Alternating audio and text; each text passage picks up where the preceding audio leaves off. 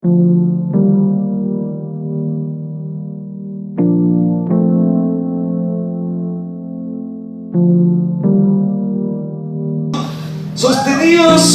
en la victoria, ¿sí? Sostenidos en la victoria. Y viene a la luz un personaje muy conocido por nosotros, el rey David. Antes de ser rey, él estaba bajo el liderazgo o el reinado de Saúl. Si bien él no era todavía un soldado, él no era todavía un siervo directo del rey, pero sin embargo David demostró momentos donde era una persona digna de estar en una comitiva del rey, digno de ser un rey incluso. Pero él todavía había cosas que Dios quería que pasen por un proceso. Lo iba a preparar, lo iba a hacer mejor que el rey de ese entonces, que el rey Saúl, porque realmente el ungido, el escogido de Dios era David. Ahora, David, mientras estaban las guerras que se desataban ahí entre los filisteos y los israelitas, guerras en las cuales amedrentaban mucho los filisteos y hacían alarde de su grandeza, especialmente por gigantes que ellos tenían entre ellos, ¿no es cierto? Marisa habló de 4 gigantes la semana pasada, pero quedó uno en el tintero. Ustedes ya conocen la historia de ese gigante, hay muchos detalles que quizás yo no tengo que darles. Ya Marisa habló de las 5 piedras que agarró David, y piedras bien labraditas por el río, ¿no es cierto? Bien formaditas, tomó bien escogidas y las puso en su alforja, porque él iba con la intención de matar a los 5 gigantes, pero pudo matar solo a uno, ¿no? Y no es que se le presentaron los otros 5, yo creo que los otros 4, perdón, les tenían los filisteos de repuesto, o les tenían formándoles. Ahora, algo muy llamativo que me viene a mí mientras en el último detalle, una hora antes de venir a la iglesia, me llamó mucho la atención. ¿Por qué uno de estos gigantes no fue el rey de los filisteos? Y los filisteos, ¿por qué tenían un rey que era normal en estatura, capaz de mi estatura? Muchos dicen que yo tengo estatura del rey. ¿Ustedes creen o no? Sí, ¿no? Ah, gracias, mi hija, creo que dijo que sí. Sí, es la única, ¿no? Y mi esposa dice que yo soy el rey de ella. ¿No? Y bueno, gracias a Dios que ellas han levantado un poquito mi autoestima, ¿no? Pero el tema es que ¿por qué no uno de estos gigantes fue rey? Yo quiero llevarles a entender la palabra y después seguimos el estudio. ¿Qué es la palabra Goliat? Vamos a pasar nuestro estudio en 1 Samuel capítulo 17, versículos que vamos a ir leyendo aislados en ese pasaje. Pero la palabra Goliat, para que ustedes entiendan un poquito más, significa alguien desterrado o exiliado en otros significados. Cautivo, que usualmente se le desnuda. O sea, era un exiliado, un desterrado que vivía en una tierra donde dominaban los filisteos. No sé qué tenían los filisteos para dominar a estos gigantes que estaban sometidos bajo ellos, pero no eran reyes, no estaban guiando y siendo los grandes reyes de esa nación filistea, ¿no? Estaban sometidos. Algo habrá pasado ahí, sin duda, algún poder tenían ellos para dominar a estos gigantes. Y yo creo que una de las cosas era quién les iba, según mi deducción, quién les iba a cocinar, quién les iba a vestir y todo eso. No les imagino muy hábiles, ¿no es cierto? ¿Sí? Pero el tema es que de alguna forma sometieron a estos gigantes, especialmente Goliat, y vivían en Gad. Y Gad, el significado de Gad me llamó la atención también, ¿sí? Gad significa lagar. ¿Y qué es el significado de un lagar? Es un estanque donde están las uvas pisadas, ¿sí? Y acá, si queremos ver en los lugares donde cosechan las vides, donde sacan las uvas, hay lugares en la antigüedad que pisaban también. A eso le podemos llamar, a ese recipiente, lagar. Ahora, estaban ahí, y yo me imagino que al ver estos gigantes tenían un tipo de negociado con ellos. Bueno, nosotros les vamos a tener nuestra acción, vamos a hacer que ustedes salgan adelante, pero necesitamos que nos pisen los lagares que son grandes. Dice que en el tiempo de ese entonces ellos eran producían mucho vino en esas tierras, y parte de los que trabajaban en eso pisando las uvas eran gigantes. Y todo tiene que ver en el sentido del sometimiento que ellos tenían que someterse, porque si no se morían de hambre, no tenían un pueblo que les iba a servir, que les iba a dar de comer, que les iba a vestir. Entonces igual tenían poderío y crecían estos gigantes cuando les exponían ante la guerra. Y en medio de la guerra, especialmente Goliat mostraba su grandeza, ¿cierto? Partiendo de esta premisa, de esta pequeña introducción, yo quiero llevarles al primer punto de nuestro estudio. No voy a leer todo el pasaje que escribí anteriormente para aprovechar el tiempo, pero la lectura va a ser desde el versículo 42 hasta el versículo 48 de 1 de Samuel 17. Y vamos a ir al primer punto de nuestro estudio, ¿sí? ¿Por qué razón David estaba sostenido?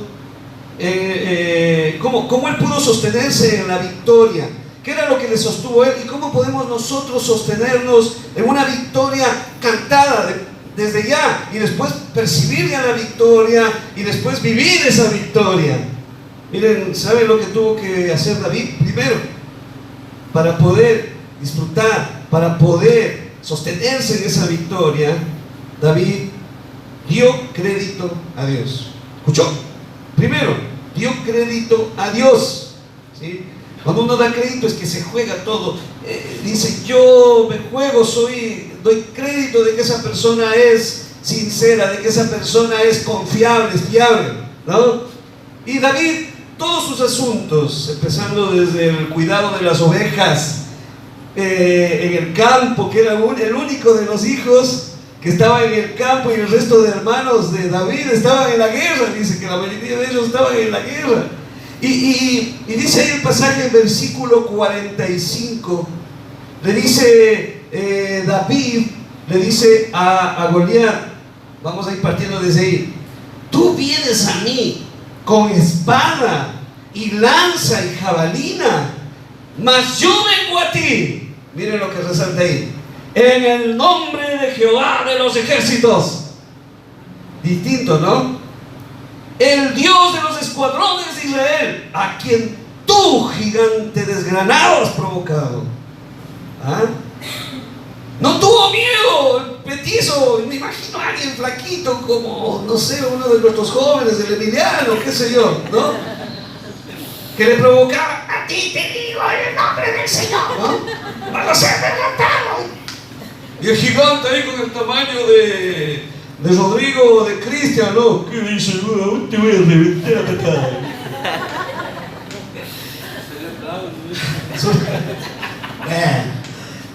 Miren lo que dice el Salmo 78, versículo 32. Miren lo que dice el Salmo 78, 32.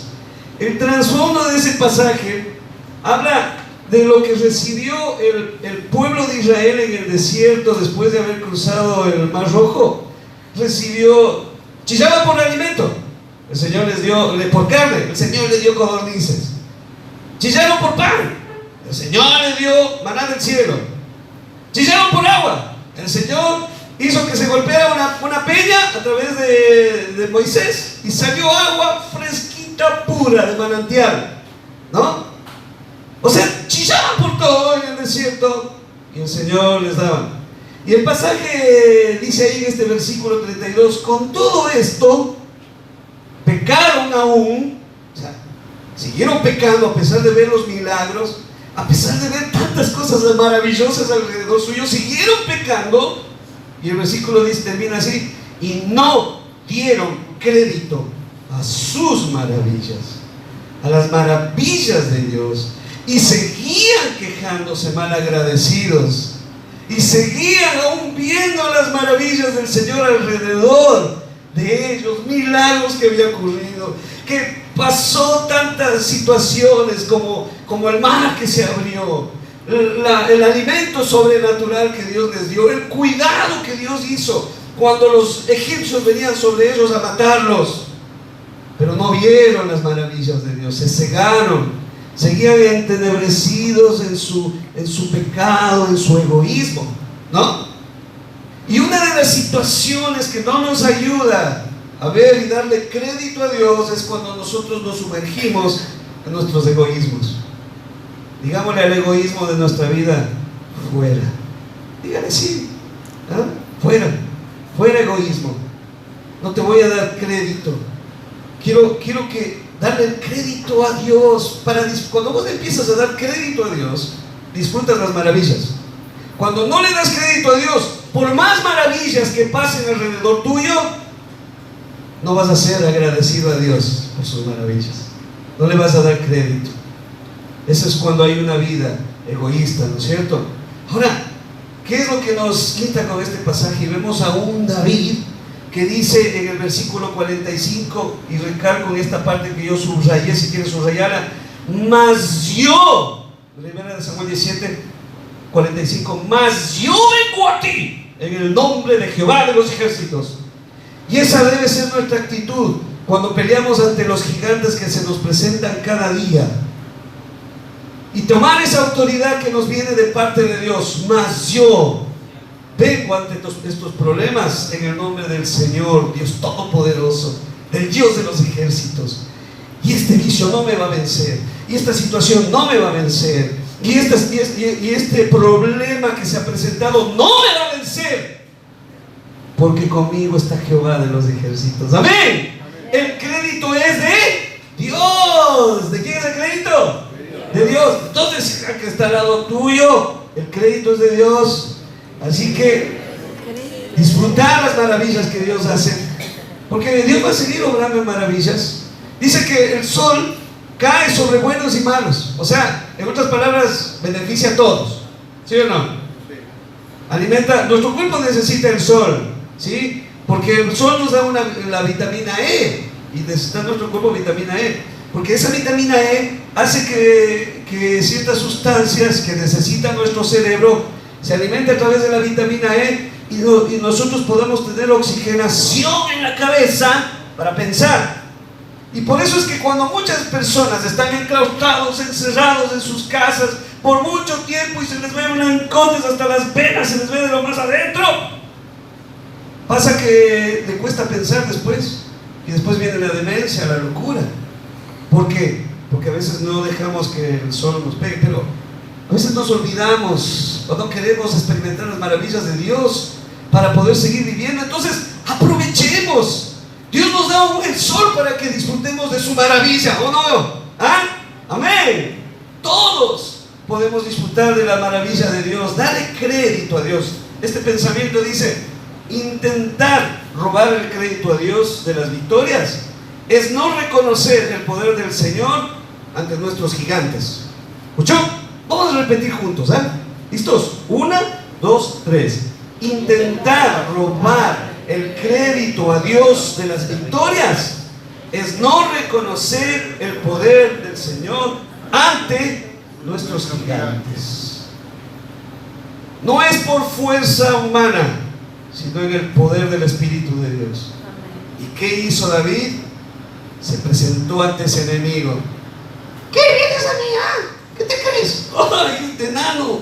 ¿Qué le pasa? Viene con una onda, viene sin ropaje de guerrero a intimarme a mí. Me imagino, ¿no? Habla de como que se burlaba de David por la altura, por la falta de personalidad en el no usar un traje militar. Pero sin embargo, David, ponía su crédito en Dios. Dios me va a ayudar a vencer a este gigante. No hay gigante que pueda oponerse a lo que Dios quiere hacer en tu vida. Amén, amén. No hay gigante. No, es que no me van a dar ese ascenso, es que yo no hallo gracia. Dios te va a dar. Dios te va a dar fuerzas para enfrentar cualquier situación o problema que creas que no puedes enfrentarlo. Amén. Por eso es que muchos creyentes, hijos de Dios, al creer en sus promesas, avanzan porque le creen a Él, le dan crédito a Dios. Amén. Segunda cosa que vemos de David, para poder sostenerse en esa victoria, no solo David dio crédito a Dios, aprendemos también que David puso su confianza en la suegra, en Dios. Puso la confianza en Dios, ¿sí? Primero le dio crédito a Él, pero no solo está con decir, Señor, vos haces maravillas y todo eso.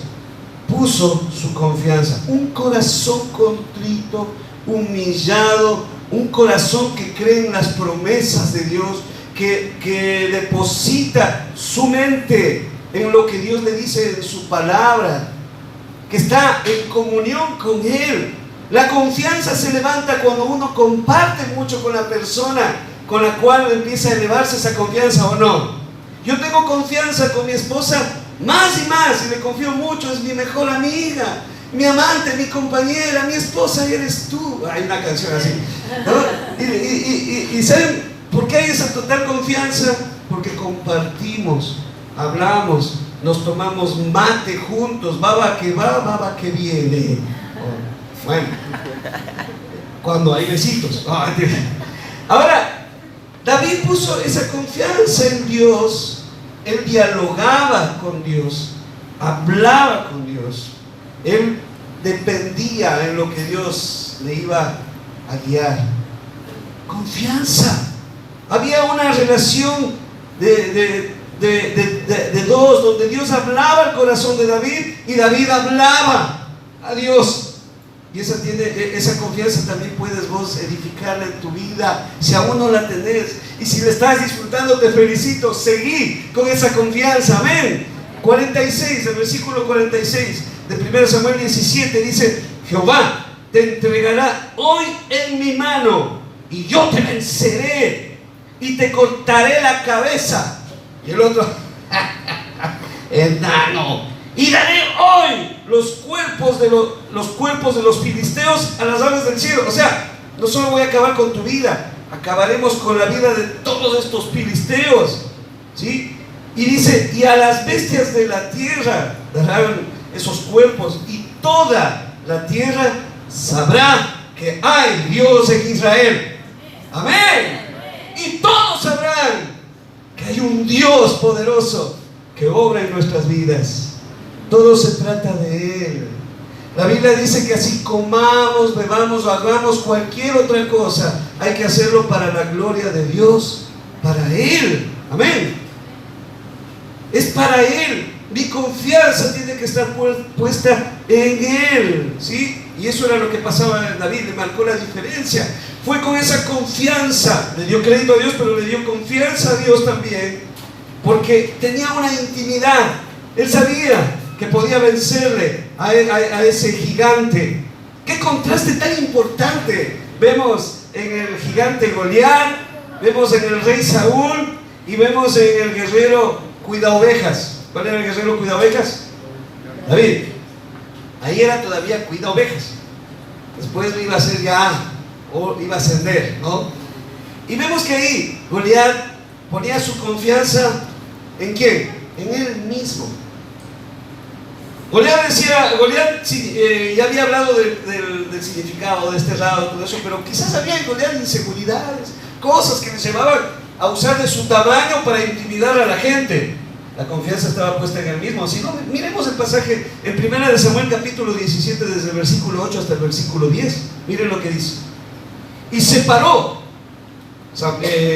Goliat y dio voces a los escuadrones de Israel, diciéndoles: ¿para qué os habéis puesto en orden de batalla? ¿No soy yo el filisteo y vosotros los siervos de Saúl, de ese insignificante rey? Quiso decir.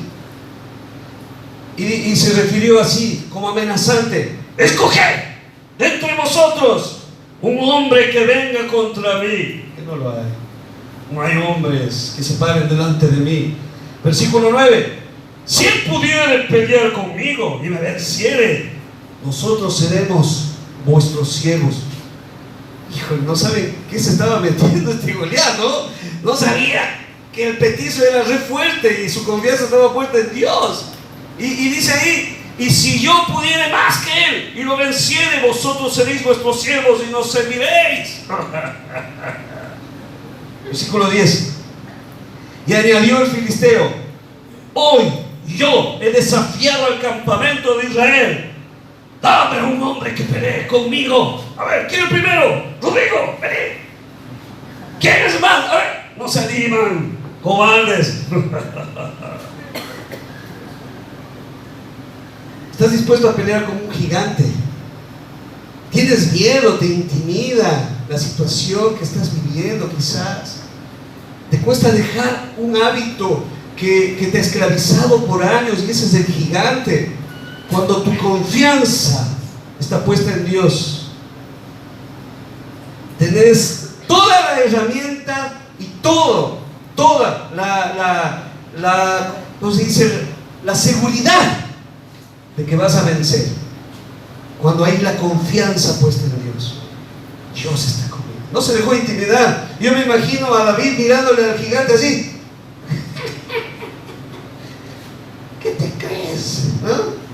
Bueno, no tenía esa voz tan fiera como la que hago ahora, pero ¡dame un hombre!, le dice él. Pero miren lo que dice el versículo 16, 1 Samuel 17:16. Venía pues aquel filisteo por la mañana y por la tarde, y así lo hizo durante 40 días. No es que fue que enseguida salió David entre las filas. ¿Quién es este gigante infeliz, incircunciso que está provocando a mi pueblo? ¿Dónde está? No vino así. Él fue mandado por el papá, pero ya vamos a ver qué pasó. Dice que 40 días lo intimó. Algo especial tiene el número 40, ¿no? Yo esperaba, bueno, dejémosle 40 días a este. Ya va a venir el petizo que todavía no sabe nada, no sabe de lo que le están intimidando al pueblo, ¿cierto? Esto no sabía, ¿no? Y vino David después, casi al último día de los 40 que venía intimándoles. Sí, pues no le veía a David. Yo quizás decía que estaba viendo ahí, pero no es así. Y dice ahí que David, perdón, ahora no voy a hablar de David. Te quiero hablar de Saúl y ahí te dejo David como el rocha así tan lindo, ¿no es cierto? Saúl, vemos que Saúl y el pueblo estaban atemorizados, ¿sí? El contraste que vemos en Saúl era que cuando viene uno de los más grandes con confianza en sí mismo, le causó miedo, entre otros que han tenido su confianza en sí mismos. Saúl se creía una persona muy fuerte, un grande entre su pueblo, pero dice la escritura, leyéndolo ahí, versículo 11 del capítulo 17 de 1 Samuel: oyendo Saúl y todo Israel estas palabras del filisteo, ¿qué hicieron ellos? Se turbaron y tuvieron miedo.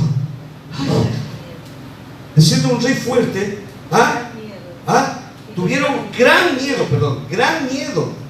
O sea, no quiere decir, no, qué miedo, este tipo nos va a reventar a todos como gusanos.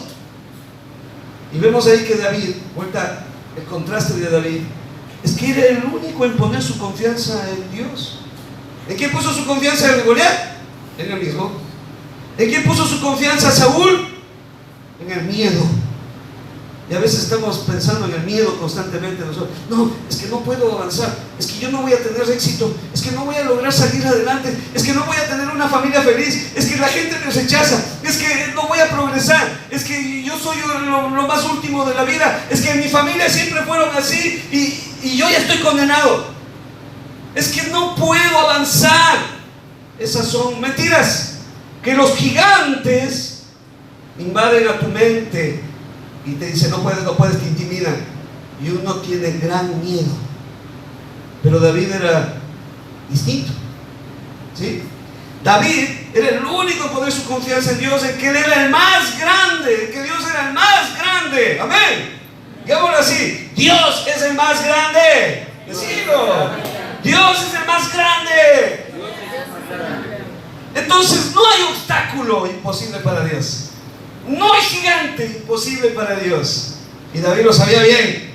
Y yo me imagino a David, un adolescente todavía, que era en tamaño aún más chico, que el mismo rey Saúl, que con su presencia causaba que la gente lo mirara y dijera: ¡wow! ¡Qué macho alfa!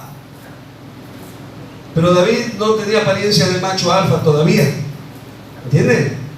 Pero sin embargo David tenía su confianza en Dios, en Dios. Versículo 26 del capítulo 17 dice: entonces habló David a los que estaban junto a él diciendo: ¿qué harán al hombre que venciere a este filisteo? Fue entre la multitud, ¿no es cierto?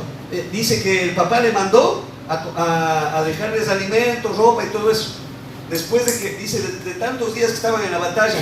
Y cuando fue, se topó con la noticia que el gigante estaba intimando al pueblo, y ahí él se acercó. ¿Qué harían al hombre que venciere a este filisteo? Porque el rey había dicho: el que venciere a este filisteo, le haré rico, le daré a mi hija como esposa, y todos los impuestos de la casa de su padre serán perdonados para siempre. Pero él siguió insistiendo. Creo que no le llamó mucho la atención eso. Y dijo: ¿qué es que dijo este? Le interesó mucho lo que dijo el filisteo. ¿Y qué harían con el hombre que venciera a este filisteo y quitarle el oprobio de Israel? Porque ¿quién es este filisteo incircunciso?, dice David, para que provoque a los escuadrones del Dios viviente. David tenía claro que no le estaba moviendo a él el piso el que iba a ser rico, no le estaba moviendo el piso el que él iba a tener a la hija del rey como esposa, no le movió el piso que los impuestos de su familia iban a ser perdonados para siempre. ¿Saben qué es lo que a él le movió? Es que tenía su confianza puesta en Dios y estaba con bronca que un filisteo haya provocado al Dios viviente. Cuando hay confianza en Dios, no dejamos que nadie hable mal de nuestro Dios. Amén.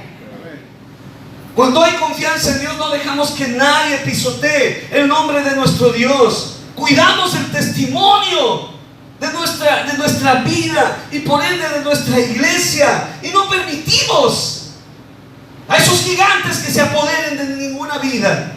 Y lo que mueve a esta iglesia a ayudar a otros para que depositen su confianza en Dios es que queremos verles venciendo a los gigantes. Amén. Esa es la intención de nuestro Dios, llevarnos a victorias.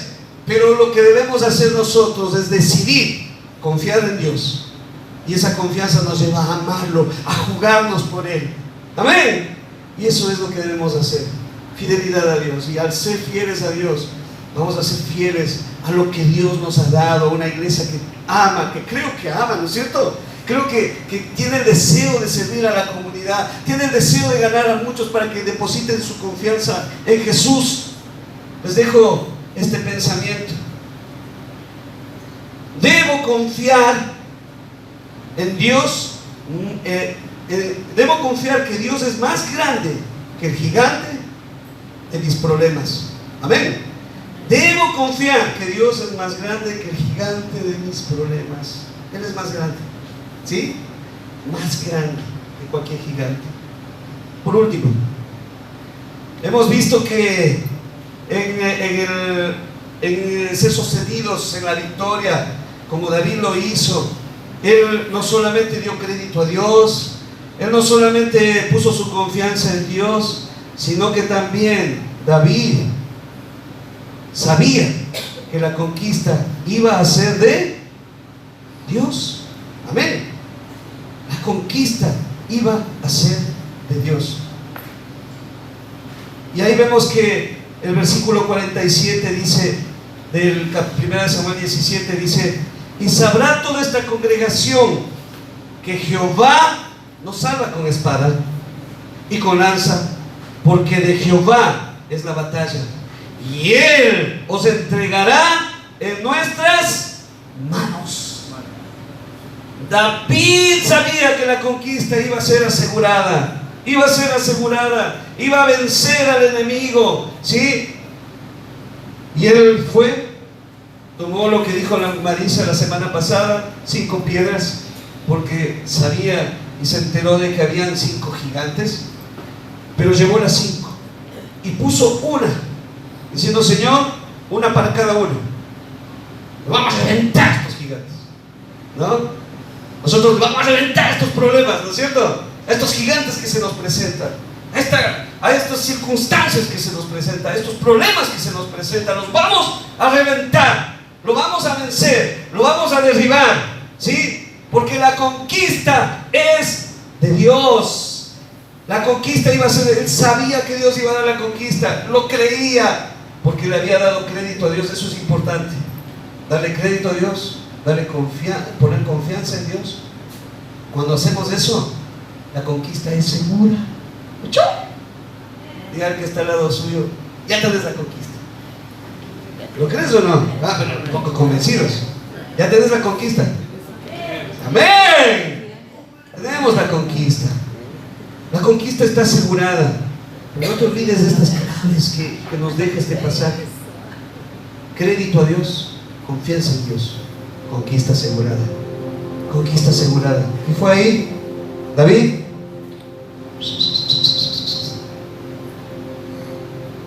¿Qué pasa? ¿Qué? Con la espada, ¿no? El otro, la espada que pesaba 150 kilos. Un gigante tremendo que parado acá no llega. Más grande que el techo este. Y era un chiquito, ¿no es cierto? Pero ahí estaba. Y el otro no podía porque tenía un casco puesto. David no tenía puestos más que su ropa de pastor de ovejas. Pero ¿saben cuál era la confianza de David? Es que él, cuando le explicó a Saúl en 1 Samuel capítulo 17 versículo 36 al 37, que está escrito ahí, dijo: pero ¿cómo si eres chiquito? No eres hombre de batalla. Un momentito, rey. Fuese león, fuese oso, tu siervo lo mataba. ¡Wow! Y este filisteo, que es más grande que esos leones y osos, incircunciso, será como uno de ellos, seguro, convencido, porque ha provocado al ejército del Dios viviente. Y dice ahí en el versículo 37, y añadió David: Jehová, que me ha librado de las garras del león, de las garras del oso, Él también me librará. Amén, díganlo así: Él también me librará. Juntos: Él también me librará de la mano de este filisteo. Y dijo Saúl a David: ve, y Jehová esté contigo. Te creo, dale. Fue David confiado de que la conquista estaba asegurada, porque él ya había vencido, ya le experimentó a Dios antes, cuando cuidaba ovejas. Y si había que destrozarle la quijada y no moría enseguida, le clavaba el cuchillo. ¡Muere, desgraciado! Y vemos que David no tenía miedo. Y cuando se acercó, tiró la onda, se puso en guardia, el otro como un soldado y el otro como un pastor de ovejas, revoleando y zapateando. Parece por la revoleada ese que daba. Y en eso, los cascos de los filisteos dice que tenían una rendijita en la mitad, según la descripción de algunos dibujos. No sé si será real, no creo que haya traspasado a hierro, pero nada es imposible para Dios. Pero había una rendijita justo en esa rendija, en ese espacio. Entra la piedra y le golpea al filisteo. Y la gente, quizás riéndose, le tiró una piedra, no le va a hacer nada. Y el filisteo quizás se quedó parado así, como una película, no les estoy demostrando. Y se quedó viendo a David. No tuvo ni tiempo a hacerle, sino que antes de levantar sus manos,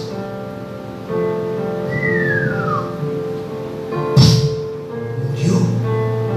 Automáticamente murió.